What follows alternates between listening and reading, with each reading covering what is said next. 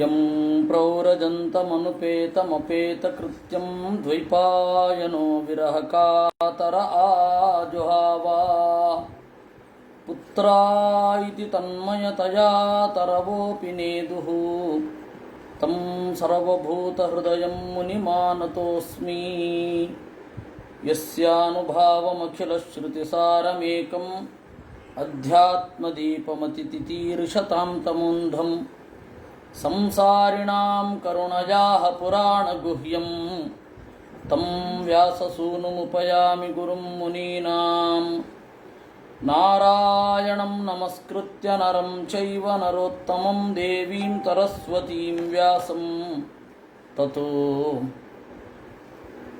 ಗ್ರಂಥಮುದೀರಯೇ ಮಾತರ್ಮೇ ಮಾತರಿಷ್ವನ್ನ ಪಿತರತುಲಗುರೋ ಭ್ರಾತರಿಷ್ಟಾಪ್ತಬಂಧೋ ಸ್ವಾಮಿನ್ ಸರ್ವಾಂತರಾತ್ಮನ್ನ ಜರ ಜರಯಿತರ್ಜನ್ಮ ಮೃತ್ಯಾಮಯಾನಾಂ ಗೋವಿಂದೇ ದೇಹಿ ಭಕ್ತಿಂ ಭವತಿ ಚ ಭಗವನ್ನೂರ್ಜಿತಾಂ ನಿರ್ನಿಮಿತ್ತಾಂ ನಿರ್ವ್ಯಾಜಾಂ ನಿಶ್ಚಲಾಂ ಸದ್ಗುಣಗಣಬೃಹತೀಂ ಶಾಶ್ವತೀಂ ಆಶುದೇವಾ. ಹರಿ ಓಂ. ನಿನ್ನೆ ಯಾವುದೋ ಒಂದು ತಾಂತ್ರಿಕ ತೊಂದರೆಗಳಿಂದ, ಟೆಕ್ನಿಕಲ್ ಪ್ರಾಬ್ಲಮ್ನಿಂದ ಭಾಗವತ ಕಡೆಯ 5 ನಿಮಿಷ 10 ನಿಮಿಷ ಬಹಳ ತೊಂದರೆ ಆಯಿತು. ಇವತ್ತು ಅದನ್ನು ಸರಿ ಮಾಡಿಕೊಂಡಿದ್ದೇವೆ ಅಂತ ಭರವಸೆ ಇದೆ. ಅದರಿಂದಾಗಿ ಇವತ್ತು ಪೂರ್ಣ ಆಗತ್ತೆ. ನಿನ್ನೆ ಒಂದು ಶ್ಲೋಕ ನೋಡ್ತಾ ಇದ್ವಿ, ಆದರೆ ಅದು ಕಡೆಯ ಕ್ಷಣದಲ್ಲಿ ಅದರ ಕನ್ಕ್ಲೂಷನ್ನು ಪಾರ್ಟು ಎಲ್ಲರಿಗೂ ತಲುಪಲಿಲ್ಲ. ಅದರಿಂದಾಗಿ ಇವತ್ತು ಮತ್ತೊಮ್ಮೆ ಅದನ್ನು ಹೇಳಬೇಕಿದೆ. ಅದು ಇರೋದು ಹೀಗೆ: ಸವೈ ಮಮಾಶೇಷ ವಿಶೇಷ ಮಾಯಾ ನಿಷೇಧ ನಿರ್ವಾಣ ಸುಖಾನುಭೂತಿ ಸಸರ್ವನಾಮ ಸಚ ವಿಶ್ವರೂಪ ಪ್ರಸೀದತಾಂ ಅನಿರುಕ್ತ ಆತ್ಮಶಕ್ತಿ ಯದ್ಯನ್ನಿರುಕ್ತಂ ವಚಸಾ ನಿರೂಪಿತಂ ಧಿಯಾ ಅಕ್ಷಭಿರ್ವಾ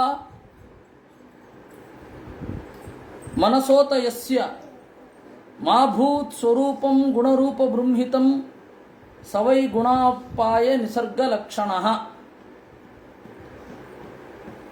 ಇದರಲ್ಲಿ ಮೊದಲನೇ ಶ್ಲೋಕದ ಅರ್ಥ ಹೀಗಿದೆ: ಅಶೇಷ ವಿಶೇಷ ಮಾಯಾ ನಿಷೇಧ ನಿರ್ವಾಣ ಸುಖಾನುಭೂತಿ.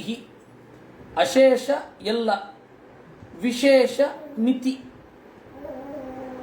ಯಾವ ಮಿತಿಗಳೂ ಇರದ, ಇನ್ನು ಮಾಯಾ ನಿಷೇಧ ಪ್ರಕೃತಿಯ ಪರಿಣಾಮ ಮತ್ತು ಪ್ರಭಾವವಿರದ, ನಿರ್ವಾಣ ಸುಖಾನುಭೂತಿ ಜ್ಞಾನಾನಂದಾತ್ಮಕವಾದ ದೇಹದ ಜೊತೆಗಿರುವ ಸುಖಾನುಭವ ಇರುವ ಸರ್ವನಾಮ, ಎಲ್ಲ ನಾಮಗಳಿಂದ ಪ್ರತಿಪಾದ್ಯನಾದ ವಿಶ್ವರೂಪ, ವಿಶ್ವರೂಪನಾದ ಅನಿರುಕ್ತ ಆತ್ಮಶಕ್ತಿ. ಇದಮಿತ್ತಂ ಅಂತ ಹೇಳಲಾಗದ ಶಕ್ತಿ ಇರುವ, ಸ್ವರೂಪಭೂತವಾದ ಶಕ್ತಿ ಇರುವ ಪರಮಾತ್ಮ ಅವನು ಪ್ರಸೀದತಾಂ, ನನ್ನ ಬಗೆಗೆ ಪ್ರಸನ್ನನಾಗಲಿ. ಅಲ್ಲಿ ವಿಶ್ವರೂಪ ಅಂತನ್ನೋದು ದಕ್ಷನ ಪ್ರಾರ್ಥನೆಯಲ್ಲಿ ವಿಶೇಷವಾಗಿ ಇದೆ ಅನ್ನೋದನ್ನು ಆಚಾರ್ಯರು ಹೇಳಿದರು. ಜಗತ್ತಿನ ವಸ್ತುವಿನ ಮೂಲ, ಜಗತ್ತಿನ ಪ್ರತಿಯೊಂದು ವಸ್ತುವಿಗೆ ಸದೃಶವಾದ ರೂಪ, ಮೂಲ ರೂಪ ಪರಮಾತ್ಮನದ್ದು ಅಂತ ಹೇಳಿ ನಾವು ನೋಡಿದೆವು. ಅದರಿಂದಾಗಿ ಅದು ವಿಶ್ವರೂಪ. ಅಂತಹ ಪರಮಾತ್ಮ ಪ್ರಸನ್ನನಾಗಲಿ. ಅಲ್ಲಿ ಕಡೆಯಲ್ಲಿ ಒಂದಿದೆ, ಅನಿರುಕ್ತ ಆತ್ಮಶಕ್ತಿ. ಪರಮಾತ್ಮನ ಶಕ್ತಿ ನಿರುಕ್ತವಾಗಿಲ್ಲ, ಇದಮಿತ್ತಂ ಅಂತ ವಿವೇಚಿಸಲ್ಪಟ್ಟಿಲ್ಲ. ಅದನ್ನು 2ನೇ ಶ್ಲೋಕದಲ್ಲಿ ಹೇಳಿದರು. ಯದ್ಯನ್ನಿರುಕ್ತಂ ಮನಸಾ ನಿರೂಪಿತಂ ಧಿಯಾ ಅಕ್ಷಭಿರ್ವಾ ಮನಸೋತ ಯಸ್ಯ ಮಾಭೂತ್ ಸ್ವರೂಪಂ ಗುಣರೂಪ ಬೃಂಹಿತಂ ಸವೈ ಗುಣಾಪಾಯ ವಿಶೇಷ ಲಕ್ಷಣ ನಿಸರ್ಗ ಲಕ್ಷಣ ಅಂತ. ಯದ್ಯನ್ನಿರುಕ್ತಂ, ಜಗತ್ತಿನಲ್ಲಿ ಯಾವುದು ಯಾವುದು ನಿರುಕ್ತವಾಗಿದೆ ಅದರಂತೆ ದೇವರಿಲ್ಲ. ಇದಮಿತ್ತಂ ಅಂತ ಲಕ್ಷಣ ಯಾವ ವಸ್ತುವಿಗೆ ಇದೆ ಅಂತೆ ದೇವರಿಲ್ಲ. ಯದ್ಯನ್ನಿರುಕ್ತಂ ವಚಸಾ ನಿರೂಪಿತಂ, ಮಾತಿನಲ್ಲಿ ಹೇಳಿದ್ದು, ಬುದ್ಧಿಯಲ್ಲಿ ಚಿಂತಿಸಿದ್ದು, ಇಂದ್ರಿಯ ಅನುಭವಿಸಿದ್ದು, ಮನಸ್ಸು ಊಹಿಸಿದ್ದು ಏನೇನಿದೆಯೋ ಅದ್ಯಾವುದೂ ಪರಮಾತ್ಮನ ಸ್ವರೂಪ ಅಲ್ಲ. ಪರಮಾತ್ಮನ ಸ್ವರೂಪ ಅದೆಲ್ಲದಕ್ಕಿಂತ ಆಚೆ ಇದೆ. ಯಾಕೆ ಅಂದರೆ ಅವನಿಗೆ ಸತ್ವರಜಸ್ತಮೋ ಗುಣಗಳ ಪ್ರವೇಶವೇ ಇಲ್ಲ. ಆ ತರಹದ ನಿಸರ್ಗ ಸಹಜವಾದ ಲಕ್ಷಣ ದೇವರದ್ದು. ಇದು ಇರುವಂಥದ್ದು. ಇದರ ಹಿನ್ನೆಲೆಯಲ್ಲಿ ನಾವು ಕೆಲವೊಂದು ವಿಚಾರಗಳನ್ನು ನೋಡ್ತಾ ಇದ್ವಿ. ಅದರಲ್ಲಿ ಒಂದು, ವಿದೇಶೀಯರು ತತ್ವಶಾಸ್ತ್ರ ಅಂತ ಬಂತು, ಫಿಲಾಸಫಿ. ಆ ಫಿಲಾಸಫಿ ಆಲ್ಮೋಸ್ಟ್ ಆ್ಯಂಟಿ ಬೈಬಲ್, ಬೈಬಲ್ಲಿಗೆ ಪ್ರತಿರೋಧಿಯಾಗಿ ಹೊರಟದ್ದು. ನಮ್ಮಲ್ಲಿ ತತ್ವಶಾಸ್ತ್ರ ಅನ್ನೋದು ಎರಡೂ ಇದೆ. ವೇದಕ್ಕೆ ಪರವಾಗಿ ಹೊರಟದ್ದು ಇದೆ, ವೇದ ವಿರುದ್ಧವಾಗಿ ಹೊರಟದ್ದು ಇದೆ. ವೇದವನ್ನು ಒಂದು ಸ್ವಲ್ಪ ಒಪ್ಪಿ ಒಂದು ಸ್ವಲ್ಪ ಒಪ್ಪದವರು ಇದ್ದಾರೆ. ವೇದವನ್ನು ಪೂರ್ಣ ಒಪ್ಪಿದವರು ಇದ್ದಾರೆ, ಪೂರ್ಣ ಒಪ್ಪದವರು ಇದ್ದಾರೆ. ವೈದಿಕರಾಗಿ ನಾಸ್ತಿಕರಾದವರಿದ್ದಾರೆ, ವೈದಿಕರಾಗಿ ಆಸ್ತಿಕರಾದವರಿದ್ದಾರೆ, ಆಸ್ತಿಕರಾಗಿ ಅವೈದಿಕರಾದವರು ಇದ್ದಾರೆ. ನಮ್ಮಲ್ಲಿ ಎಲ್ಲ ತರಹದ ವಿಚಾರಧಾರೆಗಳು ಬಂದು ನಿನ್ನೆ ಅವರಲ್ಲಿ ಬಂದ ಒಂದು ಪುಸ್ತಕ, ಕರ್ನ್ ಆರ್ಮ್ಸ್ಟ್ರಾಂಗ್ ಅನ್ನುವವಳು ಬರೆದದ್ದು ಹಿಸ್ಟ್ರಿ ಆಫ್ ಗಾಡ್ ಅಂತನ್ನುವ ಪುಸ್ತಕದ ವಿವೇಚನೆ ಮಾಡ್ತಾ ಇರಬೇಕಾದ್ರೆ ಅಂತರ್ಜಾಲ ಹೊರಟು ಹೋಯಿತು. ಅದರಿಂದಾಗಿ ಅದರ ಆ ವಿಚಾರ ತಲುಪಲಿಲ್ಲ. ಅದನ್ನು ಹೇಳಬೇಕಿದೆ. ಅಲ್ಲಿ ಬೈಬಲ್ಗೆ ವಿರುದ್ಧವಾಗಿ ಹೊರಟದ್ದು ಯಾರೋ ಒಂದಿಷ್ಟು ಜನ ಬೈಬಲ್ಗೆ ಪರವಾಗಿ ಬರೆದರು.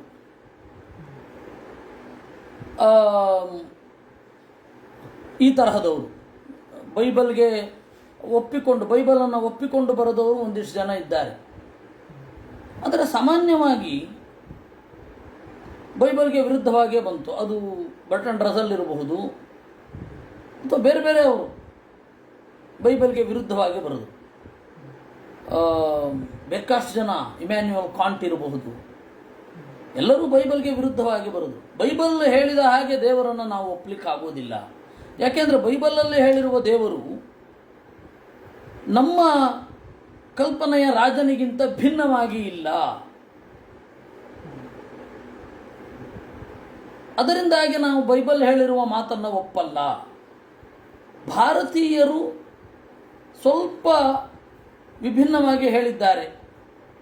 ಅದು ಐಕ್ಯವನ್ನು ಹೇಳುವ ಮೂಲಕ, ಪ್ರಪಂಚದ ಮಿಥ್ಯಾತ್ವವನ್ನು ಹೇಳುವ ಮೂಲಕ. ಯಾಕೆಂದರೆ ಅವರಿಗೆ ಗೊತ್ತಿರೋದು ಶಂಕರರು ಮಾತ್ರ, ಮಧ್ವರು ರಾಮಾನುಜರು ಯಾರು ಅಂತಲೇ ಗೊತ್ತಿಲ್ಲ ಅವರಿಗೆ.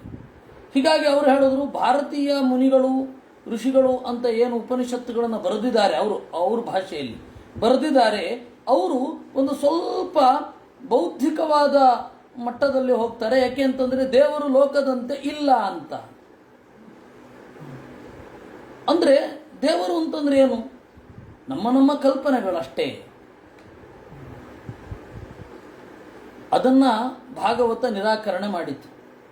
ನಮ್ಮ ಕಲ್ಪನೆ ಅಲ್ಲ ದೇವರು, ನಮ್ಮ ಚಿಂತನಾ ಶಕ್ತಿಗೆ ಆಚೆ ಇರುವವ, ನಮ್ಮ ಊಹೆಗೆ ನಿಲುಕದವ ದೇವರು.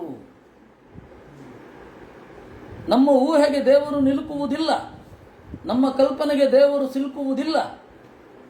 ಅದರಿಂದಾಗಿ ಹೇಳಿದ್ದು, ಯದ್ಯನ್ನಿರುಕ್ತಂ ವಚಸಾ ನಿರೂಪಿತಂ, ಮಾತು ಹೇಳಿದ್ದು, ಬುದ್ಧಿ ಅಂದುಕೊಂಡದ್ದು, ಇಂದ್ರಿಯ ಕಂಡದ್ದು, ಮನಸ್ಸು ಚಿಂತಿಸಿದ್ದು, ಇದ್ಯಾವುದೂ ದೇವರ ಸ್ವರೂಪ ಅಲ್ಲ.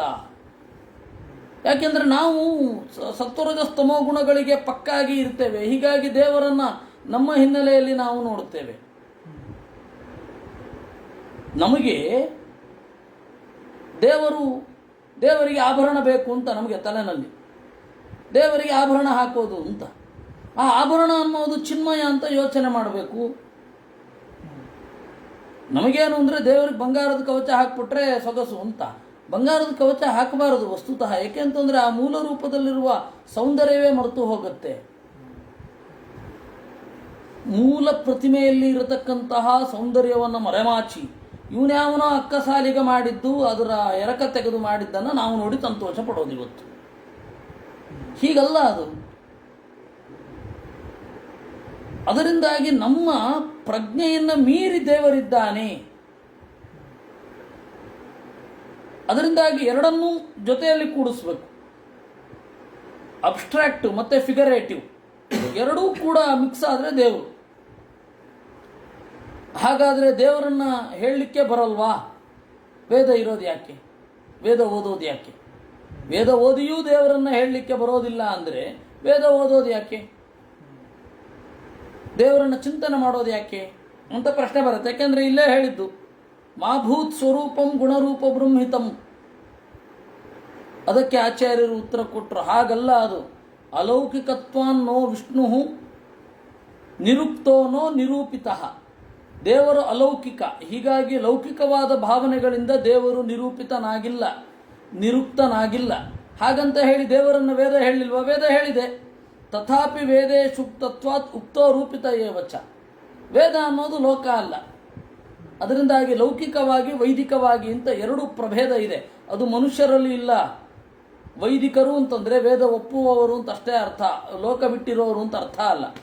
ವೈದಿಕರು ಲೌಕಿಕರೇ, ಲೋಕದಲ್ಲಿದ್ದೇ ವೇದವನ್ನು ಒಪ್ಪಿರುವವರು. ಅವೈದಿಕರು ಅಂದರೆ ವೇದ ಒಪ್ಪದವರು ಅಷ್ಟೇ ಅರ್ಥ. ವೈದಿಕರು ಲೌಕಿಕರು ಅಂತ ಹೇಳಿ ಹೀಗೆ ವೇದ ಓದಿದವರು ವೈದಿಕರು, ವೇದವನ್ನು ಓದದೆ ವೇದವನ್ನು ಓದಿ ವೇದವನ್ನು ಒಪ್ಪದವರು ಅವೈದಿಕರು ಅಷ್ಟೇ. ವೇದ ಓದದೆ ಹೋದರೂ ವೇದದ ಬಗ್ಗೆ ಗೌರವ ಇದ್ದರೆ ಅವನು ವೈದಿಕನೇ. ಅದರಿಂದಾಗಿ ವೇದ ಲೋಕ ಅಲ್ಲ. ಅದರ ಹಿನ್ನೆಲೆಯಲ್ಲಿ ನಾವು ಚಿಂತನೆ ಮಾಡ್ತಾ ಇರೋದಷ್ಟೇ, ನಮ್ಮ ಚಿಂತನೆ ಅಲ್ಲ. ಹಾಗಾದರೆ ಲೋಕದಲ್ಲಿ ಇರುವಂತೆ ಏನು ಅಲ್ಲಿ ನಡೀತಾ ಇಲ್ವಾ? ದೇವರ ವಿಚಾರದಲ್ಲಿ ನಡೀತಾ ಇದೆ. ಏಕೆಂದರೆ ಲೋಕದಲ್ಲಿಯೂ ಕೂಡ ಯಾರಾದ್ರೊಬ್ಬ ಏನು ಬೇಕು ಅಂತ ಕೇಳಿದ್ರೆ, ಏನು ಬೇಡಪ್ಪ ನಿನ್ನ ಸ್ನೇಹ ಹೊಂದಿದ್ರೆ ಸಾಕು ಅಂತಂದರೆ ಅವನು ಬಹಳ ಖುಷಿಯಾಗುತ್ತೆ.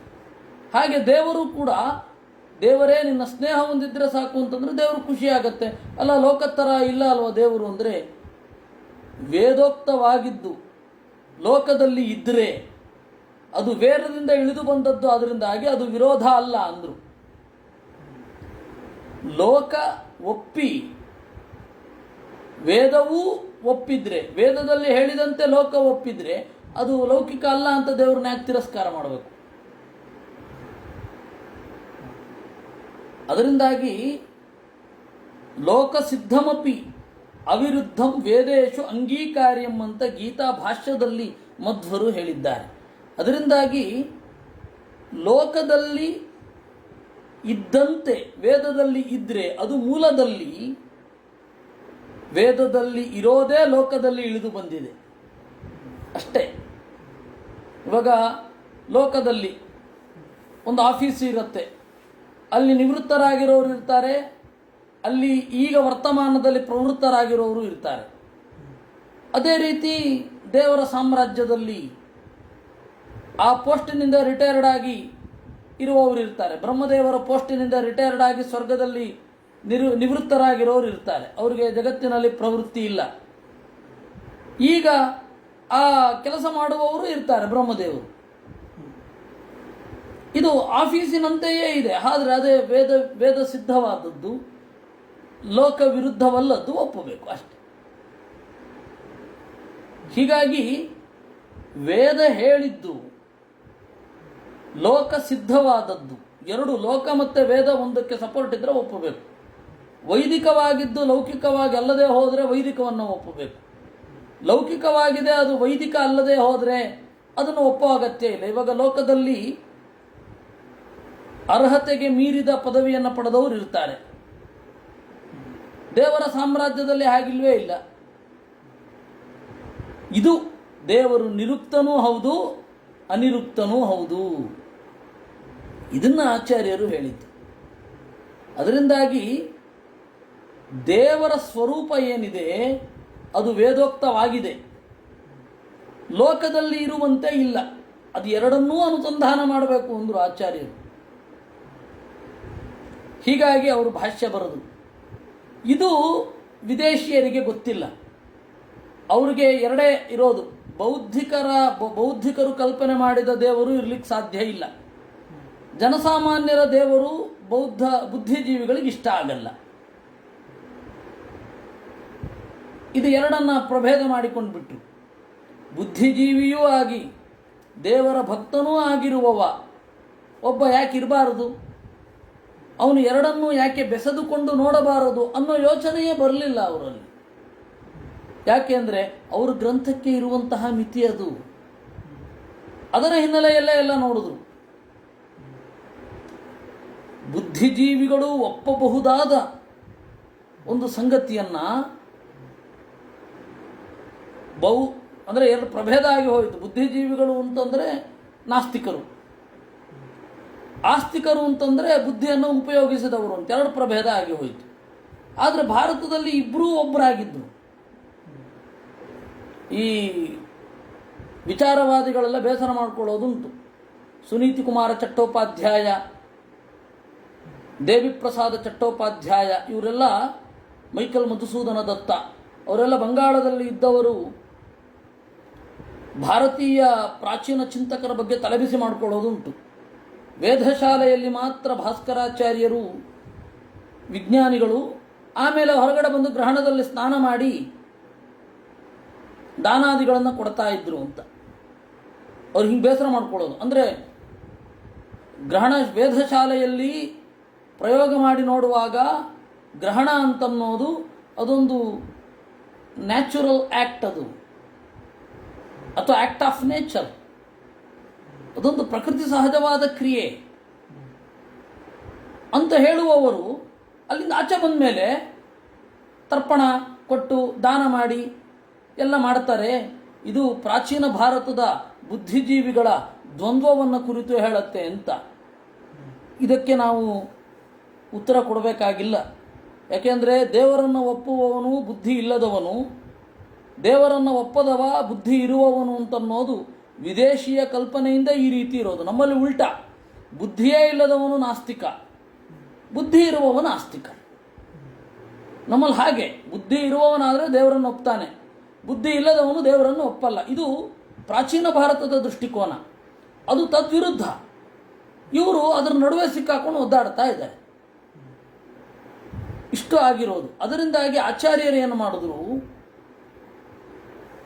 ಭಾಗವತದ ಈ ಶ್ಲೋಕಕ್ಕೆ ಏನು ಅರ್ಥ ಅಂತ ಹೇಳುವ ಮೂಲಕ ಇದೆಲ್ಲವನ್ನೂ ಕೂಡ ಒಂದು ರೀತಿ ಹೇಳಿದ ಹಾಗಾಯಿತು, ಇದೆಲ್ಲವನ್ನೂ ವ್ಯಾಖ್ಯಾನ ಮಾಡಿದ ಹಾಗಾಯಿತು. ಯದ್ಯನ್ ನಿರುಕ್ತಂ ವಚಸಾ ನಿರೂಪಿತಂ. ಈ ಶ್ಲೋಕವನ್ನು ಆಚಾರ್ಯರು ವ್ಯಾಖ್ಯಾನ ಮಾಡದೇ ಹೋಗಿದ್ದಿದ್ರೆ, ಯಥಾಶ್ರುತವಾಗಿ ತಗೊಂಡಿದ್ದಿದ್ರೆ, ದೇವರು ಒಂದು ಕಲ್ಪನೆ. ಎಷ್ಟೋ ಜನ ಅಗ್ನಾಸ್ಟಿಕ್ಸ್, ಅನಾಸ್ತಿಕರು ಹೇಳೋದುಂಟು, ದೇವರನ್ನ ನಾವು ಇಲ್ಲ ಅಂತ ಹೇಳ್ತಾ ಇಲ್ಲ, ಇದ್ದಿದ್ರೆ ಚೆನ್ನಾಗಿರ್ತಿತ್ತು ಅಂತ ಹೇಳ್ತೇವೆ ಅಂತ. ಅಂದ್ರೆ ಅವ್ರ ಪ್ರಕಾರ ದೇವರಿಲ್ಲ.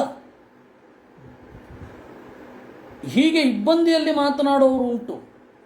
ಅವರೆಲ್ಲರಿಗೂ ಹೇಳಿದ್ರು, ದೇವರು ನಿಮ್ಮ ಪ್ರಕಾರ ಇರಬೇಕಾಗಿಲ್ಲ. ಯಾಕೆ ನಿಮ್ಮ ಪ್ರಕಾರ ಇರಬೇಕು ದೇವರು? ನೀವು ಹೇಳಿದ ಹಾಗೆ ದೇವರು ಕೇಳಬೇಕಾ? ದೇವರು ನಿಯಮ ಮಾಡಿದ್ದನ್ನು ನೀವು ನೋಡಬೇಕಷ್ಟೇ. ಎಷ್ಟೋ ನಿಮಗೆ ಇಷ್ಟ ಆಗದೇ ಇರಬಹುದು, ಆದರೆ ಒಪ್ಪಲೇಬೇಕು. ಯಾಕೆಂದರೆ ನಮಗಿಂತ ಬಲಿಷ್ಠ ಅವನು. ನಮಗೆ ಇಷ್ಟವಾಗುವ ರೀತಿ ದೇವರನ್ನು ಪಳಗಿಸಬೇಕಾದ್ರೆ ನಾವು ಅವನಿಗಿಂತ ಶಕ್ತಿವಂತರಾಗಿರಬೇಕು. ಆಗಿಲ್ವೇ? ಹೀಗಾಗಿ ದೇವರನ್ನು ಎರಡು ರೀತಿಯಿಂದ ಗ್ರಹಿಸಬೇಕು. ಒಂದು ವೇದದಲ್ಲಿ ಹೇಳಿದ ಹಾಗೆ, ಇನ್ನೊಂದು ವೇದಕ್ಕೆ ವಿರುದ್ಧವಲ್ಲದ ಲೌಕಿಕ ಅಂಶಗಳು ಇರುವ ಹಾಗೆ. ಎರಡೂ ರೀತಿಯಲ್ಲಿ ದೇವರನ್ನು ಒಪ್ಪಬೇಕು. ಎರಡರ ಸಮನ್ವಯ ಬೇಕು. ಒಂದು ಎರಡರ ಸಮನ್ವಯ ಬೇಕು. ಇದನ್ನು ಆಚಾರ್ಯರು ಅವರ ಭಾಷ್ಯದ ಮೂಲಕ ನಿರೂಪಣೆ ಮಾಡಿ ಈ ಶ್ಲೋಕಕ್ಕೆ ಖಚಿತವಾದ ಅರ್ಥ ಇದು ಅಂತಂದು.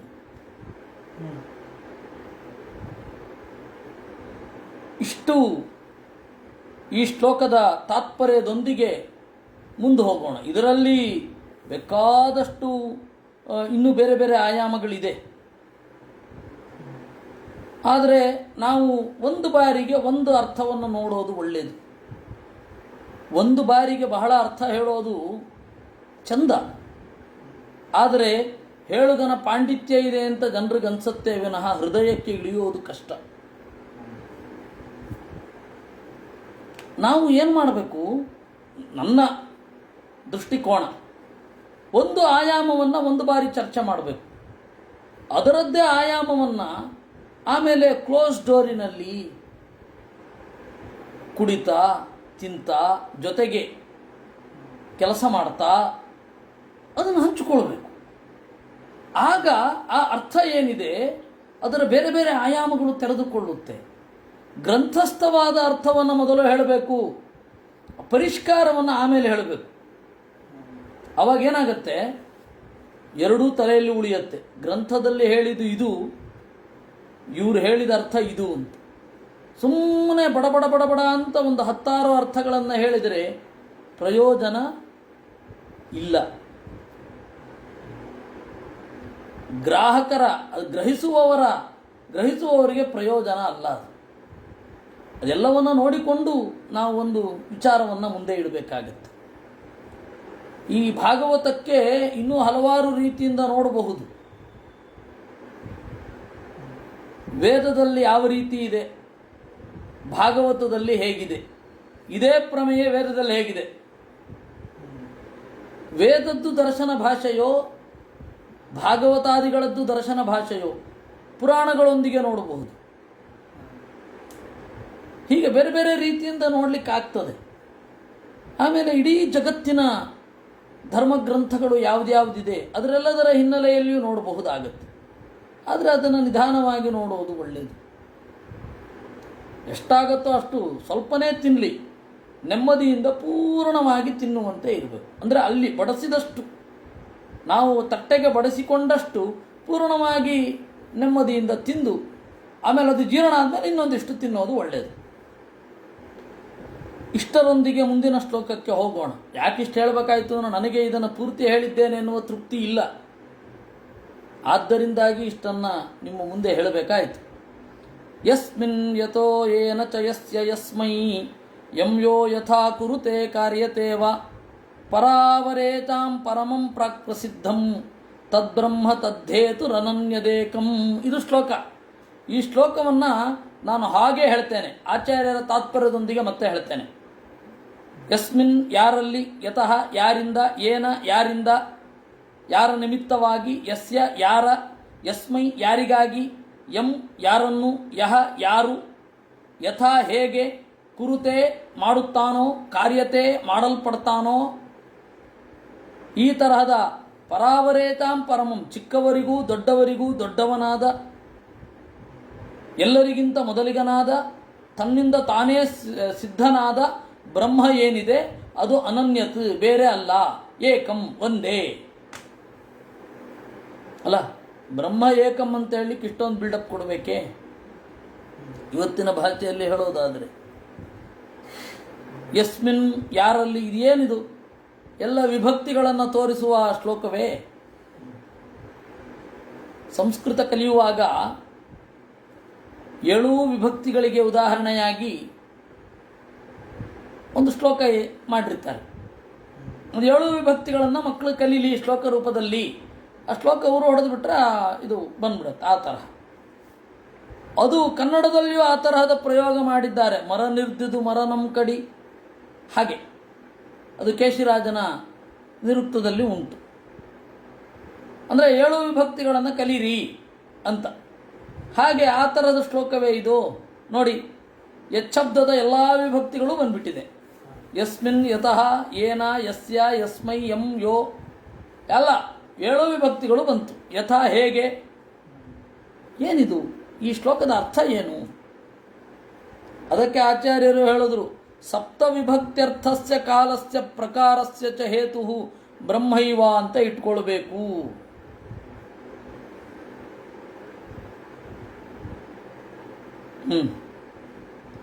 ಗುರುರಾಜ ಆಚಾರ್ಯ ಅನ್ನುವವರು ರಾಮೋ ರಾಜಮಣಿ ಸದಾ ವಿಜಯತೆ ರಾಮಂ ನಮಾಮ್ಯಹಂ ಅಂತ ಬರುತ್ತದು. ಅದನ್ನು ಅದೇ ಆ ತರಹದ ಶ್ಲೋಕ ಕೃಷ್ಣನ ಬಗ್ಗೆ ಇದೆ, ಹರಿಯ ಬಗ್ಗೆ ಇದೆ. ಎಲ್ಲ ಶಬ್ದಗಳಿಗೂ ಆ ತರಹದ್ದೊಂದು ಮಾಡಲಿಕ್ಕೆ ಬರ್ತದೆ. ಆ ತರಹವ ಇದು. ಅದಕ್ಕೆ ಆಚಾರ್ಯರು ಹೇಳಿದ್ರು, ಭಾಗವತ ಯಾಕೆ ಈ ಶ್ಲೋಕವನ್ನು ಹೇಳಿದ್ದು? ಯಾಕೆ ಈ ಶ್ಲೋಕವನ್ನು ಹೇಳಿದ್ದು ಭಾಗವತ? 7 ವಿಭಕ್ತಿಯ ಅರ್ಥ ಏನು? ಕಾಲ ಅಂದ್ರು. ವಿಭಕ್ತಿಯ ಅರ್ಥ ಕಾಲ. ಸಪ್ತ ವಿಭಕ್ತ್ಯರ್ಥಸ್ಯ ಕಾಲಸ್ಯ. ವಿಭಕ್ತಿಯ ಅರ್ಥ ಏನು? ಕಾಲ. ವಿಭಕ್ತಿ ಅಥವಾ ಪದ, ವಿಶೇಷತಃ ಕ್ರಿಯಾಪದ ಕಾಲವಿಲ್ಲದೆ ಇರುವುದಿಲ್ಲ. ಕಾಲ ಬಿಟ್ಟಿರುತ್ತಾ? ವಸ್ತುವಿನೊಂದಿಗೆ ಕಾಲವನ್ನು ಬೆಸೆದು ಹೇಳುವುದೇ ಕ್ರಿಯಾಪದ. ಗಚ್ಚತಿ, ಪಚತಿ. ಪಚತಿ ಅಂದರೆ ಅಡಿಗೆ ಮಾಡುತ್ತಾ ಇದ್ದಾನೆ. ಅಪಚತ್, ಅಡಿಗೆ ಮಾಡಿದ. ನೋಡಿ, ಅಡಿಗೆ ಮಾಡಿದ ಅಂತನ್ನುವಾಗ ಭೂತಕಾಲ ಬಂತು. ಅಡಿಗೆ ಮಾಡ್ತಾ ಇದ್ದಾನೆ ಅಂದರೆ ವರ್ತಮಾನ ಕಾಲ ಬಂತು. ಅಡಿಗೆ ಮಾಡಿಕೊಂಡ ಅಂದರೆ ಅವನೊಬ್ಬನೇ ಉಂಡ ಅಂತ ಅರ್ಥ. ಹೀಗೆಲ್ಲ ಕಾಲ ಇದೆ. 7 ವಿಭಕ್ತಿಗಳ ಅರ್ಥ ಕಾಲ. ಸೊಗಸಾಗಿ ಇಷ್ಟು ಚಂದ ಮಾಡಿ ಕ್ರಿಸ್ಪಾಗಿ ಹೇಳೋದು ಆಚಾರ್ಯರ ಒಂದು ವೈಶಿಷ್ಟ್ಯ. ಸಪ್ತ ವಿಭಕ್ತ್ಯರ್ಥಸ್ಯ ಕಾಲಸ್ಯ. ಆ ಕಾಲಕ್ಕೆ ಕಾರಣ ಯಾರು? ದೇವರು. ಯಾಕೆ ಅಂದರೆ ಕಾಲದ ಮಾಪನ ಯಾವುದು? ಕ್ರಿಯೆ. ಕ್ರಿಯೆಯನ್ನೇ ಕಾಲದ ಮಾಪನ. ಕ್ರಿಯೆ ಇಲ್ಲದೆ ಹೋದರೆ ಕಾಲವನ್ನು ನೀವು ಅಳಿಲಿಕ್ಕಾಗೋದಿಲ್ಲ. ಸೂರ್ಯನ ಉದಯ ಅನ್ನುವ ಕ್ರಿಯೆ, ಸೂರ್ಯನ ಬೆಳಕು ಕಾಣಿಸ್ತಾ ಇಲ್ಲ ಅನ್ನುವ ಕ್ರಿಯೆ, ಸೂರ್ಯನ ಬೆಳಕಿನ ಸಂಚಾರದಲ್ಲಿಯೇ ನಾವು ಕಾಲವನ್ನು ತೀರ್ಮಾನ ಮಾಡೋದು. ಅದಕ್ಕೆ ತಾರ್ಕಿಕರು ಒಂದು ಒಳ್ಳೆ ಸಿದ್ಧಾಂತ ಕೊಟ್ಟಿದ್ದಾರೆ. ಜನ್ಯ ಮಾತ್ರಂ ಕಾಲೋಪಾಧಿ. ಕಾಲವನ್ನು ಗುರುತಿಸಲಿಕ್ಕೆ ಹುಟ್ಟುವ ಪದಾರ್ಥಗಳಿರಬೇಕು. ಯಾವುದು ಹುಟ್ಟೋದಿಲ್ಲ ಅದನ್ನು ಇಟ್ಟುಕೊಂಡು ನೀವು ಕಾಲವನ್ನು ಮಾಪನ ಮಾಡಲಿಕ್ಕೆ ಆಗೋಲ್ಲ. ನಾನು ಈ ಕಾಲದಲ್ಲಿ ಇದ್ದೆ, ನಾನು ಪೇಜಾವರ ಸ್ವಾಮಿಗಳ ಕಾಲದಲ್ಲಿ ಇದ್ದೆ, ಕರೆಕ್ಟ್. ನಾನು ಸೂರ್ಯನ ಕಾಲದಲ್ಲಿ ಇದ್ದೆ, ಆಗಲ್ಲ. ಅದು ಇನ್ನು ಅದಾದರೂ ಓಕೆ. ನಾನು ಆಕಾಶ ಇದ್ದ ಕಾಲದಲ್ಲಿ ಇದ್ದೆ, ಗೊತ್ತೇ ಆಗಲ್ಲ. ಹೇಳಬೇಕಾದ್ರೆ ನಡುವೆ ಬಂದು ಹೋಗುವವರನ್ನು, ಇದು ವಿಶ್ವೇಶ ಶಕ, ಇದು ರಾಘವೇಂದ್ರ ಶಕ, ವ್ಯಾಸರಾಜ ಶಕ, ವಾದಿರಾಜ ಶಕ. ಈ ತರಹ ನಾವು ಶಕಪುರುಷರು ಅಂತಂದರೆ ಅವತ್ತು ಅಪರೂಪ, ಅಂಥವ್ರೊಬ್ಬರೇ ಇರ್ತಾರೆ. ಅವರನ್ನು ಗುರುತಿಸಬೇಕಾದ್ರೆ ಈ ತರಹ ಹೇಳ್ತೇವೆ. ವಿದ್ಯಾಮಾನ್ಯರಿದ್ದ ಕಾಲದಲ್ಲಿ, ರಾಯರಿದ್ದ ಕಾಲದಲ್ಲಿ, ಹಾಗೆ. ಅದರಿಂದಾಗಿ ಹುಟ್ಟುವ ಪದಾರ್ಥಗಳು ಕಾಲದ ಗುರುತು, ಕಾಲದ ಮಾಪನ ಅಲ್ವಾ? ಯಾರು ಆ ಕಾಲದಲ್ಲಿ ಅದ್ಭುತವಾದ ಕ್ರಿಯೆಗಳಿರುತ್ತೆ, ಪ್ರಸಿದ್ಧರಾಗಿರ್ತಾರೆ, ಅವರು ಸತ್ಯಧ್ಯಾನರ ಕಾಲದಲ್ಲಿ. ಹೀಗೆ ಅದರಿಂದಾಗಿ ಈ ಕ್ರಿಯೆ ಇದೆಯಲ್ಲ, ಈ ಕ್ರಿಯೆ ಯಾರಿಂದ ಆಗೋದು? ಕ್ರಿಯೆಗಳ ಮೂಲಕ ಗುಣ ಅಭಿವ್ಯಕ್ತ ಆಗೋದು ದೇವರಿಂದ. ಅದನ್ನು ಹೇಳಬೇಕಿದೆ. ಸಪ್ತ ವಿಭಕ್ತಿಯ ಅರ್ಥ ಮತ್ತು ಪ್ರಕಾರ. ಆ ಕ್ರಿಯೆ ಜಗತ್ತು ಆ ಕ್ರಿಯೆಯನ್ನು ಸ್ವೀಕರಿಸುವ ರೀತಿಯಲ್ಲಿ ದೇವರಿದ್ದಾನೆ. ಅದಕ್ಕೆ ದೇವರು ಕಾರಣ. ಪ್ರಕಾರಾಣಾಂಚ ಕಾರಣಂ. ಅಂತಹ ದೇವರಿಗೆ ನಮಸ್ಕಾರ. ಅದಕ್ಕೆ ಸಪ್ತ ವಿಭಕ್ತಿಗಳನ್ನು ಹೇಳ್ಕೊಂಡು ಹೋಯಿತು ಭಾಗವತ. ನಮಗೆ ಯಾಕೆ 7 ವಿಭಕ್ತಿಗಳು ಬಂತು ಅನ್ನೋದೇ ಗೊತ್ತಾಗಲಿಲ್ಲ.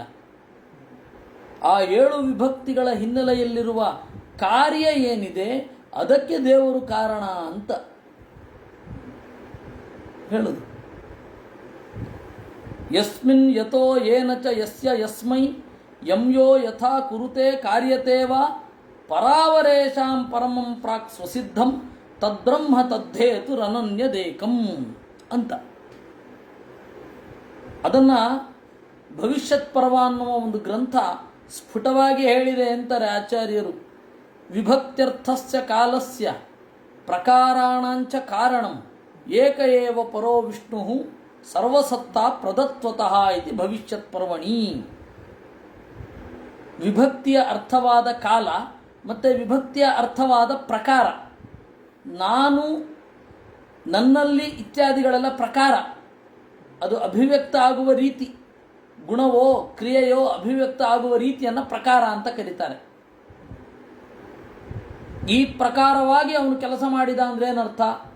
ಗುಣ ಅಭಿವ್ಯಕ್ತ ಆದ ಬಗೆ ಅಂತ, ಕ್ರಿಯೆ ಅಭಿವ್ಯಕ್ತ ಆಗುವ ಬಗೆ ಅಂತ ಅರ್ಥ. ಅದಕ್ಕೆ ಈ ಸಂಸ್ಕೃತದಲ್ಲಿ ಶಾಬ್ದಬೋಧ ಅಂತ ಒಂದು ಕ್ರಮ ಉಂಟು. ಆ ಶಾಬ್ದಬೋಧ ಕ್ರಮವನ್ನು ಈಗ ಅದನ್ನು ಸಾಫ್ಟ್ವೇರ್ ಇಂಜಿನಿಯರ್ಸು ಶಾಬ್ದಬೋಧ ಕ್ರಮದ ರೀತಿಯಲ್ಲಿಯೇ ಅವರು ಪ್ರೋಗ್ರಾಮಿಂಗ್ ಬರೆಯೋದು.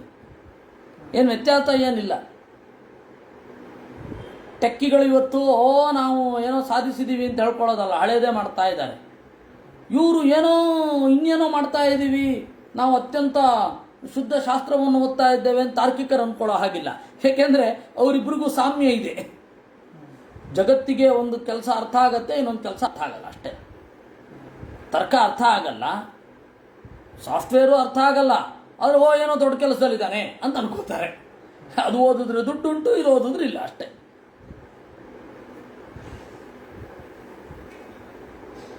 ಇನ್ನು ನಮ್ಮ ಪ್ರಶ್ನರತ್ನಾಕರರ ಪ್ರಶ್ನೆ, ದಿಲೀಪ ರತ್ನಾಕರರು ಬಹಳ ದಿವಸ ಪ್ರಶ್ನೆಯೇ ಮಾಡಿಲ್ವಲ್ಲ ಅಂತ ಅನ್ಕೊಳ್ತಾ ಇದ್ದೆ. ಬಂತು. ಕ್ರಿಯಾಪದಗಳಿಗೆ ಕಾಲ ಗೊತ್ತಾಗತ್ತೆ, ನಾಮಪದಗಳಿಗೆ ಹೊಂದಿಸುವ ವಿಭಕ್ತಿಗಳಿಗೆ ಹೇಗೆ ಕಾಲ ತಿಳಿಯಬೇಕು ಅಂತ. ನಾಮಪದ ಅನ್ನೋದು ಕ್ರಿಯೆಯಲ್ಲಿ ಅನ್ವಯ ಆಗದೆ ಒಂದು ಉಂಟಾ ಹೇಳಿ? ಅವನು ಈಗ ಕ್ರಿಯೆಯಲ್ಲಿ ಅನ್ವಯ ಆಗಲೇಬೇಕು. ಕಡೆಗೆ ಯಾರೋ ಒಬ್ಬರು ಪ್ರಶ್ನೆ ಕೇಳ್ತಾರೆ, ಯಾರು ಬಂದಿದ್ದು? ಅದೇ ಅವನು. ಗೊತ್ತಾಯ್ತು, ಬಂದಿದ್ದು ಅಂತ ಅಲ್ಲಿ ಕಾರ್ಯ ಪ್ರಶ್ನೆಯಲ್ಲೇ ಇರುತ್ತೆ. ಪ್ರಶ್ನೆಯೇ ಕಾಲದ ಅನ್ವಯವನ್ನು ಕೇಳುವಂಥದ್ದು. ಯಾರು ಬಂದಿದ್ದು? ಬಂದು ಕ್ರಿಯೆ ಇದೆ, ಕ್ರಿಯೆಯಲ್ಲಿ ಪ್ರಕಾರ ಯಾವುದು? ಅವನು.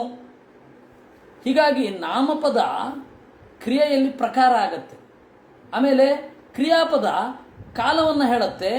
ಆ ಕಾಲದ ಜೊತೆಗೆ ನಾಮಪದದ ಅನ್ವಯ ಇದ್ದೇ ಇರುತ್ತೆ. ನಾಮಪದವಿಲ್ಲದೆ ಕ್ರಿಯೆ ಇಲ್ಲ, ಕ್ರಿಯೆ ಇಲ್ಲದೆ ನಾಮಪದ ಇಲ್ಲ. ನಾಮಪದ ಆ ಕ್ರಿಯೆಯ ಅಭಿವ್ಯಕ್ತಿಗಾಗಿಯೇ ಇರುವಂಥದ್ದು. ಬಂದ, ಹೋದ, ತಿಳಿದ, ಕುಡಿದ, ಯಾರು ಅಂತ ಕೇಳ್ತಾರೆ. ಅದರಿಂದಾಗಿ ಅದು ಸಹಜವಾಗಿ ಹೊಂದ್ಕೊಂಡು ಬಿಟ್ಟಿದೆ. ಈ ಹಿನ್ನೆಲೆಯಲ್ಲಿ ವಿಭಕ್ತಿಯ ಅರ್ಥ ಕಾಲ. ಕಾಲವಿಲ್ಲದೆ ಭಾಷೆ ಇಲ್ಲ ಹೇಳಿದ್ರು ಗೀತಾ ಭಾಷ್ಯದಲ್ಲಿ ಮಧ್ವರು.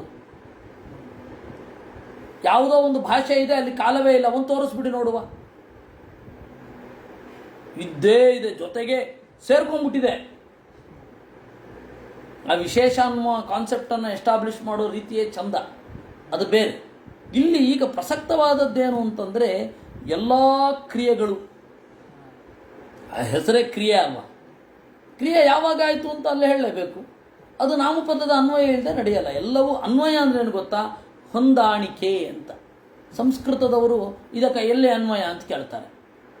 ಅಂದರೆ ಈ ಪದ ಯಾವ ಕಾಲಕ್ಕೆ ಹೊಂದಿಕೊಂಡಿದೆ. ಅನ್ವಯ ಅಂದರೆ ಹೊಲಿಗೆ, ಹೊಂದಿಕೊಳ್ಳುವುದು ಅಂತಲೇ ಅರ್ಥ. ಹೀಗಾಗಿ ವಿಭಕ್ತ್ಯರ್ಥಸ್ಯ ಕಾಲಸ್ಯ ಪ್ರಕಾರಾಣಾಂಚ ಕಾರಣಂ.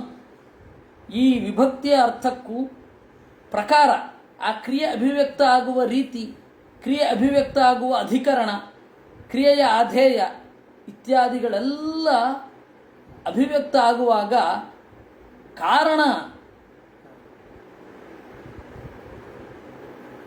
ದೇವರು. ಯಾಕೆಂದರೆ ಎಲ್ಲರ ಕ್ರಿಯೆಗಳು ಅಭಿವ್ಯಕ್ತ ಆಗಲಿಕ್ಕೆ ಅವನು ಕಾರಣ, ಅವನು ಅನುಕೂಲ ಮಾಡಿಕೊಟ್ಟಿರ್ತಾನೆ. ಎಲ್ಲ ವಸ್ತುಗಳನ್ನು, ಪ್ರಜ್ಞೆಯನ್ನು, ಅವರಲ್ಲಿ ಪ್ರಜ್ಞೆಯನ್ನು ಹುಟ್ಟಿಸಿರ್ತಾನೆ. ಈ ರೀತಿಯಾಗಿ ಎಲ್ಲ ಪೂರ್ಣವಾಗಿ ಅನ್ವಯ ಆಗೋದಲ್ಲಿ ಇಂತಹ ದೇವರು ಏನಿದ್ದಾನೆ ಅವನನ್ನು ನೆನಪಿಸಿಕೊಂಡಿದ್ದು ಯಸ್ಮಿನ್ ಯತೋ ಏನ ಚ ಯಸ್ಯ ಯಸ್ಮೈ ಯಂ ಯೋ ಯಥಾ ಕುರುತೆ ಕಾರ್ಯತೇವ ಪರಾವರೇಶಾಂ ಪರಮಂ. ಪರ ಮಿಗಿಲಾದ ಬ್ರಹ್ಮಾದಿಗಳು, ಅವರ ಕೆಳಗಡೆ ಇರುವ ನಮ್ಮಂಥವರು, ನಮ್ಮೆಲ್ಲರಿಗೂ ಕೂಡ ಪರಮ ಮಿಗಿಲು ಅವನೇ. ಪ್ರಾಕ್ ಎಲ್ಲರಿಗಿಂತ ಮೊದಲು ಇದ್ದವ ಸ್ವಸಿದ್ಧ, ಅವನನ್ನು ಅವನೇ ಅರ್ಥ ಮಾಡ್ಕೊಂಡಿದ್ದಾನೆ. ಅವನು ಬೇರೆಯವರು ಹೇಳಿ ನೋಡು ನಿನ್ನಲ್ಲಿ ಈ ಶಕ್ತಿ ಇದೆ ನೀನು ಮಾಡು ಅಂತ ಹೇಳಿದ್ದಲ್ಲ. ಯಾರೋ ಒಬ್ಬರು ಸಲಹೆ ಕೊಟ್ಟು ಈ ಥರ ಮಾಡಿದ್ರೆ ಚೆನ್ನಾಗಿರುತ್ತೆ ಅದೆಲ್ಲ ಏನಿಲ್ಲ, ಸ್ವಸಿದ್ಧ ಅವನು. ಆ ತರಹದ ತದ್ಬ್ರಹ್ಮ, ಆ ಬ್ರಹ್ಮತತ್ವ ಏನಿದೆ ಹಿರಿದಾದ ತತ್ವ, ತದ್ದೇತು ಅನನ್ಯತ್, ಅದು ಅನನ್ಯ, ಆ ಥರದ್ದು ಅದೊಂದೇ, ಅಂಥವ್ರು ಬೇರೆ ಇಲ್ಲ. ಅನನ್ಯ ಸದೃಶಾಭಾವಾತ್ ಏಕೋ ರೂಪಾದಿ ಅಭೇದತಃ. ಮತ್ತು ಅನನ್ಯ ಅಂದರೆ ದೇವರಲ್ಲಿ ಯಾವ ಭೇದವೂ ಇಲ್ಲ. ದೇವರ ರೂಪಕ್ಕೂ ದೇವರಿಗೂ, ದೇವರ ದೇಹಕ್ಕೂ ದೇವರಿಗೂ, ದೇವರ ಗುಣಕ್ಕೂ ದೇವರಿಗೂ, ದೇವರ ಕ್ರಿಯೆಗೂ ದೇವರಿಗೂ ಭೇದ ಇಲ್ಲ. ಅದರಿಂದಾಗಿ ದೇವರನ್ನು ಅನನ್ಯತ್ ಅಂತ ಕರೆದರು. ಆ ತರಹದ ದೇವರು, ಅವನಿಗೆ ನಮಸ್ಕಾರ.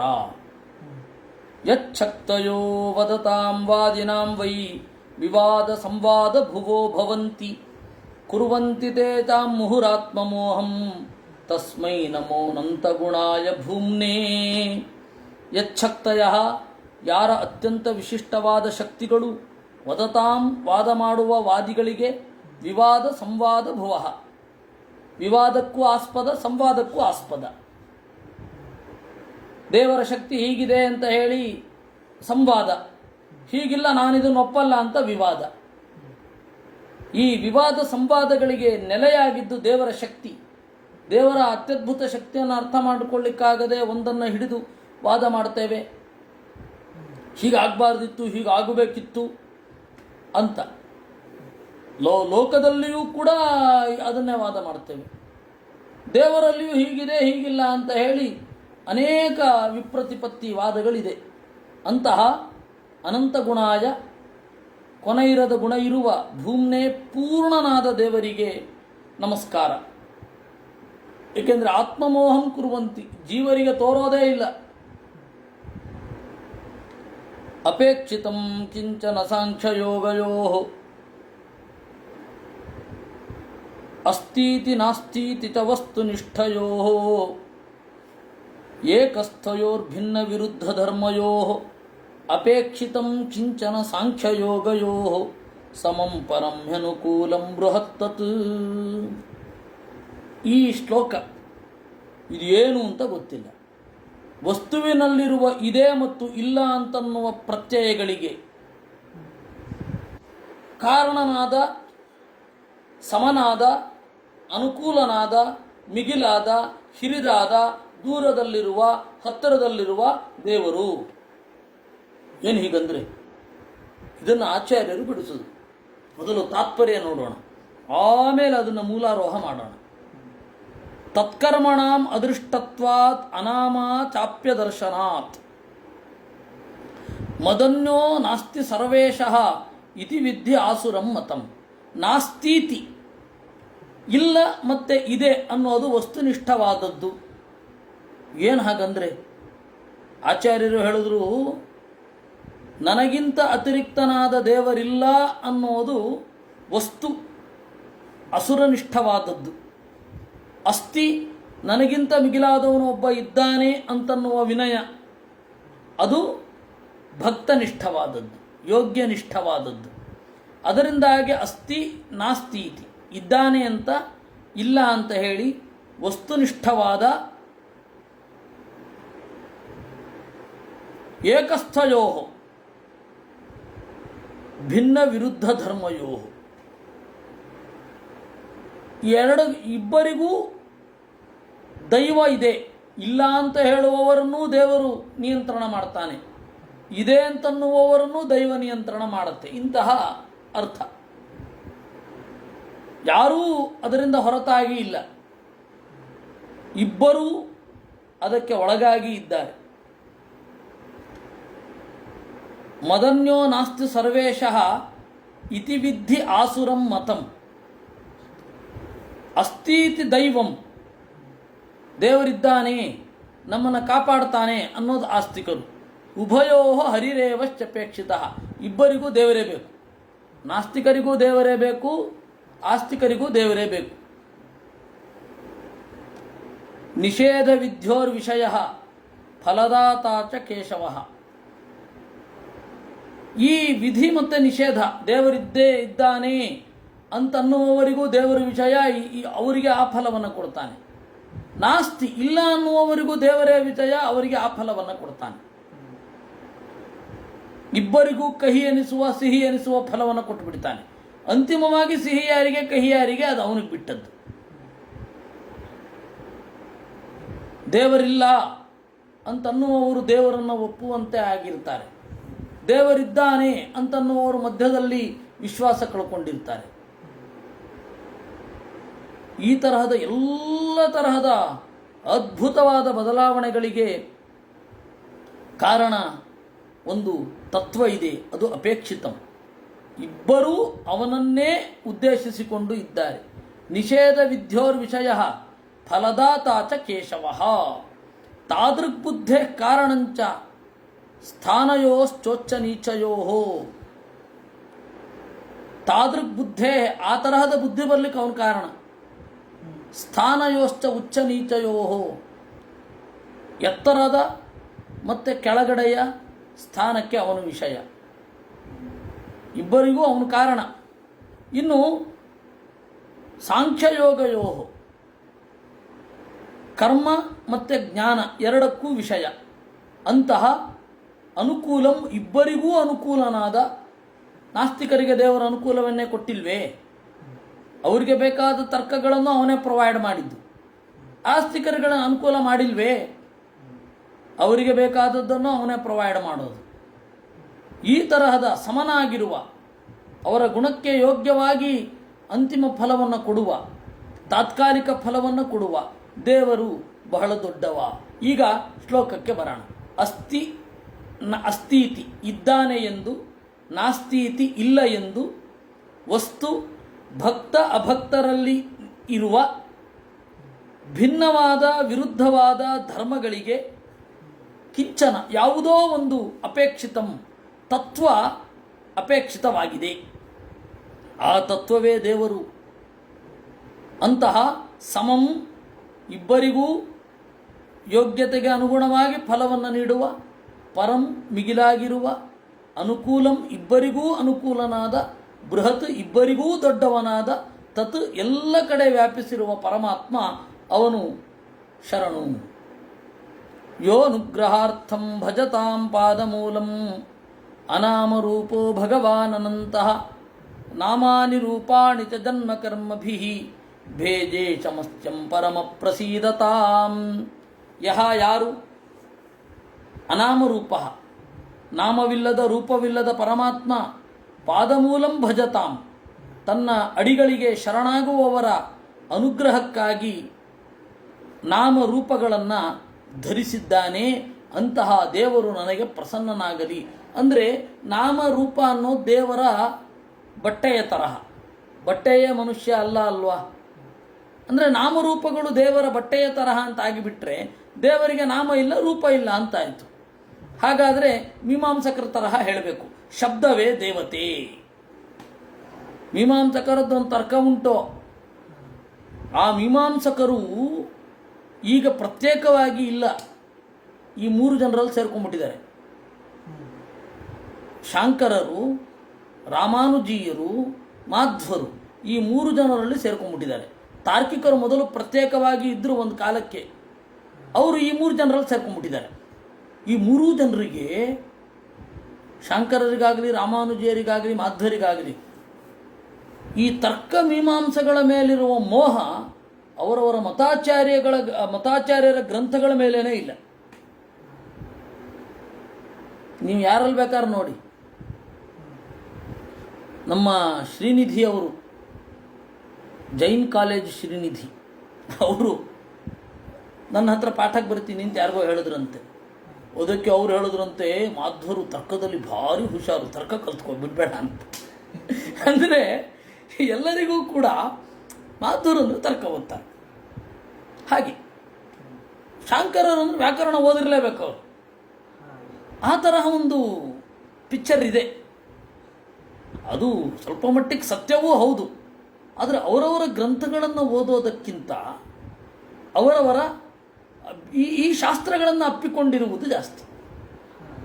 ಹೀಗಾಗತ್ತೆ ಕೆಲವೊಮ್ಮೆ. ಆ ರೀತಿ ಮೀಮಾಂಸಕರ ತರಹ ಒಪ್ಪಬೇಕಾಗತ್ತೆ. ಏನು? ಶಬ್ದವೇ ದೇವರು. ಅವರು ಪ್ರಶ್ನೆ ಮಾಡ್ತಾರೆ. ಬಂಗಾಳದಲ್ಲಿ ಒಬ್ಬ ಅವ್ರದ್ದಿದೆ, ದೃಷ್ಟಾಂತವೂ ಇದೆ. ವಂಗದೇಶೇಶು ಕಶ್ಚನ ಜೊಹೋತಿ ಇಂದ್ರಾಯ ಸ್ವಾಹ ಇತಿ, ಅವನಿಗೂ ಫಲ ಸಿಗತ್ತೆ. ದಕ್ಷಿಣೇಶು ಜುಹೋತಿ ಕಶ್ಚಿತ್ ಇಂದ್ರಾಯ ಸ್ವಾಹ ಇತಿ, ಅವನಿಗೂ ಫಲ ಆಗತ್ತೆ. ಅಂದರೆ ದೇವರು ಎರಡೂ ಕಡೆ ಓಡಾಡ್ತಾ ಇರ್ತಾನ, ಅಲ್ಲಿ ಇಲ್ಲಿ ಟಕ ಟಕ ಟಕ ಇಲ್ಲ, ಶಬ್ದವೇ ದೇವರು. ಇದು ಅವ್ರ ಸಿದ್ಧಾಂತ ರೀ. ನಿಮ್ಮ ಭಾಗವತ ನೋಡಿದ್ರು ಹಾಗೆ ಕಾಣ್ತಾ ಇದೆ. ತನ್ನ ಅಡಿಗಳನ್ನು ಹೊಂದುವವರ ಅನುಗ್ರಹಕ್ಕಾಗಿ ವಸ್ತುತಃ ನಾಮರೂಪವಿಲ್ಲದ ದೇವರು ನಾಮರೂಪಗಳನ್ನು ಹೊರುತ್ತಾನೆ. ಅಂತಹ ದೇವರು ನನಗೆ ಪ್ರಸನ್ನನಾಗಲಿ. ಅಂದರೆ ನಾಮರೂಪಗಳಿಲ್ಲ, ನಾಮರೂಪವನ್ನು ಪಡಿತಾನೆ ಅಂದರೆ ಹೊರಗಡೆಯಿಂದ ಪಡಿತಾನೆ ಅಂತ, ಅಂದರೆ ಅವನ ಸ್ವರೂಪ ಅಲ್ಲ ಅಂತ ಅರ್ಥ ಆಯಿತು. ಅದಕ್ಕೆ ಮಧ್ವಾಚಾರ್ಯರು ಹೇಳಿದ್ರು, ತತ್ಕರ್ಮಣ ಅದೃಷ್ಟತ್ವಾತ್ ಅನಾಮಾಚಾಪ್ಯ ದರ್ಶನಾತ್ ಅರೂಪಸ್ತವತಾರೇಣ ರೂಪಕರ್ಮಾಣಿ ದರ್ಶಯೇತ್. ದೇವರಿಗೆ ಯಾರು ಹೆಸರು ಇಟ್ಟವರಲ್ಲ, ನಾರಾಯಣ ಅಂತ ನಾಮಕರಣ ಮಾಡಿದವರಲ್ಲ ಅನ್ನೋ ಅರ್ಥದಲ್ಲ ಅನಾಮ ಅಂತ ಹೇಳಿದ್ದೇ ವಿನಃ ದೇವರೇ ಹೇಳ್ಕೊಳ್ಬೇಕು ನನ್ನ ಹೆಸರು ನಾರಾಯಣ ಅಂತ. ದೇವರಪ್ಪ ಒಬ್ಬ ಒಂದು ನೇಮಿಂಗ್ ಸೆರೆಮನಿ ಮಾಡಿ ಎಲ್ಲರನ್ನ ಕರೆದು ಊಟಕ್ಕೆ ಹಾಕಿ ಇನ್ಮೇಲೆ ನಾರಾಯಣ ಅಂತ ಕರಿಬೇಕು ಅಂತ ಹೇಳೋದಲ್ಲ. ಹೀಗಾಗಿ ದೇವರನ್ನ ಅನಾಮ ಅಂತ ಕರೆಯೋದು. ಇನ್ನು ತತ್ಕರ್ಮಣಾಮ ದೃಷ್ಟತ್ವಾತ್ ಅನಾಮಾಚಾಪ್ಯ ದರ್ಶನಾತ್. ಆಮೇಲೆ ದೇವರ ದರ್ಶನ ಆಗುವಲ್ಲ. ಹೀಗಿದ್ರೂ ಜನರಿಗೆ ನನ್ನ ಮೇಲೆ ಭರವಸೆ ಮೂಡಲಿ ಅಂತೇಳಿ ಅವತಾರವನ್ನು ದಯೆಯಿಂದ ತಾಳ್ತಾನೆ ಅಂತ. ಅವತಾರದಲ್ಲಿ ಇದ್ದು ಮಾಡುವ ಕೆಲಸವನ್ನು ದೇವರು ಹಾಗೆ ಮಾಡಬಹುದು, ಅದು ನಿಮ್ಗೆ ಗೊತ್ತೇ ಇದೆ. ರಾಮನಾಗಿ ಬಂದೇ ರಾವಣನನ್ನು ಕೊಲ್ಲಬೇಕೇನು,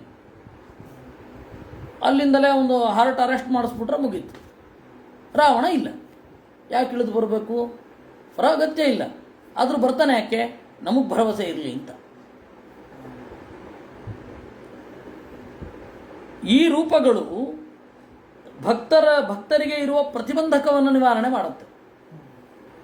ಉದ್ಧಾರ ಆಗೋದು ಹೀಗೆ. ಇದು ನಿತ್ಯರೂಪೋ ನಿತ್ಯಕರ್ಮಾಪಿ ಅವ್ಯಕ್ತತ್ವ ಅಪೇಕ್ಷತು ಅರೂಪಕರ್ಮೇತ್ಯುದಿತ ರೂಪಕರ್ಮೋಜ್ಜಿತೇರ್ನತು. ನಿತ್ಯರೂಪನಾದ ನಿತ್ಯಕರ್ಮನಾದ ದೇವರು ಕಾಣೋದಿಲ್ಲ ಅಂತ ಇಟ್ಟುಕೊಂಡು ಅಕರ್ಮ ಅಂತ ಹೇಳೋದೇ ವಿನಃ ರೂಪಕರ್ಮ ಇಲ್ಲ ಅಂತ ಅಭಿಪ್ರಾಯ ಅಲ್ಲ. ಇದು ಪ್ರಕಾಶ ಸಂಹಿತೆಯಲ್ಲಿ ಇದೆ. ಅನಾಮಾಸೋಧಿಕಾರ್ಥತ್ವಾತ್ ಅವ್ಯಕ್ತತ್ವಾತ್ ಅರೂಪಕಃ ಕಂಸಾರಿತ್ವಾದಿ ಸಾಮ್ಯಾಕ್ಷ ವ್ಯಕ್ತರೂಪೋವತಾರಕಃ. ದೇವರೇನು ಮಾಡಿದ? ತೋರಿಸಿದ. ಕಂಸ ಇರಬೇಕಲ್ಲ, ಹೀಗೆ ಕಂಸನನ್ನು ಇಟ್ಟುಕೊಂಡು ದೇವರು ತನ್ನ ದುಷ್ಟ ಸಂಹಾರ ಶಕ್ತಿಯನ್ನು ತೋರಿಸಿದ. ಅದಕ್ಕೆ ಅವತಾರ ರೂಪನಾಗಿ ಕರ್ಮವನ್ನು ತೋರಿಸ್ತಾನೆ. ಲೋಕದೃಷ್ಟಾಧಿಕಾರ್ಥಾನಿ ಮೂಲನಾಮಾನಿ ಕೇತವೇ ಅಥ ದಾಮೋದರಾದೀನಿ ಲೋಕದೃಷ್ಟ ಸಮಾನಿತು. ಕೆಲವೊಮ್ಮೆ ಏನಾಗುತ್ತೆ, ಈ ನಾಮಗಳಿಗೆ ಇದರಿಂದ ಆಚೆಯ ಅವತಾರದಿಂದ ಆಚೆಯ ಅರ್ಥಗಳೂ ಇರುತ್ತೆ. ಉದಾಹರಣೆಗೆ ದಾಮೋದರ, ಕಂಸಾರಿ ಮೊದಲಾದವುಗಳೆಲ್ಲವೂ ಅನ್ವಯ. ಲೋಕದಲ್ಲಿ ಏನು ತೋರುತ್ತೆ, ಅವರಮ್ಮ ಆಟ ಆಡ್ತಾ ಇರುವಾಗ ಅವನು ತುಂಟಾಟ ಜಾಸ್ತಿ ಆಯಿತು. ಒಂದು 3 ವರ್ಷದ ಮಗು ತುಂಟಾಟ ಜಾಸ್ತಿ ಆಯಿತು, 3-4 ವರ್ಷದ ಮಗು. ಅದಕ್ಕೆ ತುಂಟಾಟ ತಡೆಯಲಾರದೆ ಹಗ್ಗವನ್ನು ಕಟ್ಟಿದಳು. ಎಷ್ಟು ಮಕ್ಕಳಿಗೆ ಹಗ್ಗ ಕಟ್ಟಲ್ಲ ರೀ, ಅವ್ರು ಯಾರು ದಾಮೋದರ ಅಲ್ಲ. ಇವನೊಬ್ಬ ಯಾಕೆ ದಾಮೋದರ ಅಲ್ಲ, ಇವನು ಹಗ್ಗಕ್ಕೆ ಶಕ್ತಿ ಕೊಟ್ಟವ, ಅದರಿಂದಾಗಿ ಇವನು ದಾಮೋದರ. ದಾಮ ಹಗ್ಗ, ಉದರ ಯಾರ ಹೊಟ್ಟೆಯಲ್ಲಿ ಇದೆಯೋ ಅದು ದಾಮೋದರ. ಹಾಗಾದರೆ ಅವತಾರ ಇಲ್ಲದೆ ಹೋದರೆ ದಾಮೋದರ ಅನ್ನೋ ಪದಕ್ಕೆ ಅರ್ಥವೇ ಇಲ್ವಾ? ಇದೆ. ಹೇಗೆ? ಉದ ಅಂದರೆ ತೌದ ಜೀವ ಸಂಘಾಸ್ಯು. ಉದ ಅಂತಂದರೆ ಜೀವರ ಸಮೂಹ. ದಾಮ ಯಾರಿಗೆ ಇಂದ್ರಿಯ ನಿಗ್ರಹ ಇದೆ ಅವರು ದಾಮ. ಇಂದ್ರಿಯ ನಿಗ್ರಹ ಇರುವ ಉದ. ಜೀವ ಸಂಘ ಯಾರು ಇದ್ದಾರೆ ಅವರನ್ನು ರಮಯತಿ ಆನಂದಗೊಳಿಸುತ್ತಾನೆ. ಹೀಗಾಗಿ ದಾಮೋದರ ಅಂತಂದು. ಹೀಗಾಗಿ ಅವತಾರವನ್ನು ಮೀರಿಯೂ ಅರ್ಥ ಉಂಟು ಇದಕ್ಕೆಲ್ಲ. ಅವತಾರದಲ್ಲಿ ಈ ನಾಮಕ್ಕೆ ಸರಿಯಾದ ಕ್ರಿಯೆಯನ್ನು ದೇವರು ತೋರಿಸ್ತಾನೆ ಅಂತ ಅರ್ಥ. ಇದು ಪ್ರಮೇಯ ಅಂತಂದು ಆಚಾರ್ಯರು. ಲೋಕದೃಷ್ಟ ಅಥ ದಾಮೋದರಾದೀನಿ ಲೋಕದೃಷ್ಟ ಸಮಾನಿತು ಆನಂದೋ ವ್ಯಕ್ತ ರೂಪಸ್ತು ಮೂಲ ರೂಪ ಉದಾಹೃತಂ. ಅವ್ಯಕ್ತ ರೂಪ ಅಂದರೆ ಮೂಲ ರೂಪ ಅಂತ. ಮೂಲ ರೂಪ ಗೊತ್ತಿಲ್ಲ, ಮತ್ತೆ ಅದು ಕ್ರಿಯೆ ಮಾಡಿ ತೋರಿಸಿದವರು ನಮ್ಗೆ ಅರ್ಥ ಆಗಲ್ಲ. ಸಯೇವ ವ್ಯಕ್ತಿಮಾಪನ್ನ ಪ್ರಾದುರ್ಭಾವ ಇತೀರಿತ. ಈ ತರಹ ದೇವರು ಇದ್ದಾನೆ, ಅವನು ನಮ್ಮನ್ನು ರಕ್ಷಿಸಲಿ ಅಂತ ಇದೆ. ಇನ್ನೊಂದು ಶ್ಲೋಕ ಇದೆ, ಅಲ್ಲಿಗೆ ಈ ದಕ್ಷಿಣ ಪ್ರಾರ್ಥನೆ ಮುಗಿಯುತ್ತೆ. ಆದರೆ ಅದನ್ನು ನಾವು ನಾಳೆ ನೋಡೋಣ, ಅವಸರ ಮಾಡುವುದು ಬೇಡ. ಇನ್ನು ನಾಳೆ ಮತ್ತೆ ಅದು ಶುರು ಆಗುತ್ತೆ.